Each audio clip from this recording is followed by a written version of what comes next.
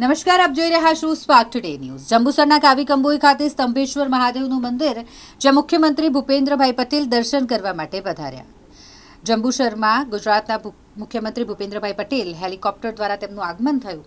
તેમના સ્વાગત માટે માજી મંત્રી છત્રસિંહ મોરી, ધારાસભ્ય દેવકિશોર સ્વામી, માજી ધારાસભ્ય કિરણ મકવાણા સહિતના આગેવાનો ઉપસ્થિત રહ્યા। શ્રાવણ મહિનાનો બીજો સોમવાર હોય કાવીકંબોઈ સ્થિત પ્રાચીન સ્તંભેશ્વર મહાદેવ મંદિરે તેઓ પધાર્યા। શિવલિંગના દર્શન કર્યા અને યજ્ઞમાં પૂજા અર્ચનામાં પણ ભાગ લીધો।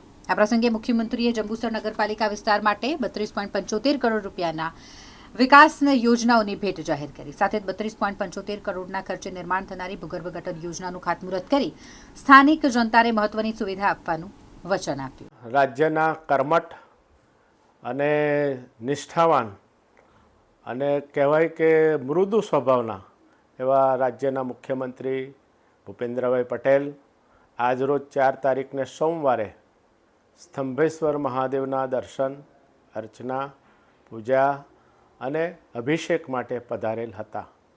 તેઓ ગાંધીનગરથી સીધા નહાર ગામે હેલિપેડ પધાર્યા હતા।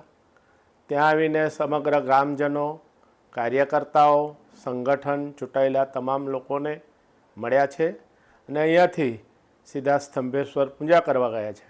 પૂજા પતાવીને પાછા પરત નહાર આવ્યા છે। નહાર મારા ઘરે આવી અને ચા પાણી કરી છે અને ગામના બાકીના રહેતા તમામ આગેવાનોને પણ એમને મળવાનું થયું છે, પરિવાર સાથે પણ મળવાનું થયું છે।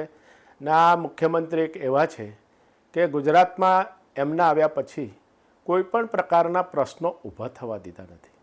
જે પણ પ્રશ્નો હતા એનું નિરાકરણ તાત્કાલિક કેવી રીતે આવે એના માટે એમને સતત પ્રયત્ન કર્યો છે અને તેઓ ગુજરાતની પ્રગતિ કેવી રીતે વધારે સારી થાય, આખા દેશમાં ગુજરાત પ્રથમ ક્રમે રહે ને વિકસિત ભારતમાં ગુજરાત અગ્રેસર ભાગ ભજવે એના માટેના સતત પ્રયત્નશીલ આપણા મુખ્યમંત્રી આજે પધાર્યા હતા। અમારા આખું ગામ આજે હિલોડે ચડ્યું, એમનો ભવ્યથી ભવ્ય સ્વાગત કર્યું છે અને અહીંયાથી આગળના 2 કાર્યક્રમ હતા ત્યાં જવા માટે રવાના થયા છે।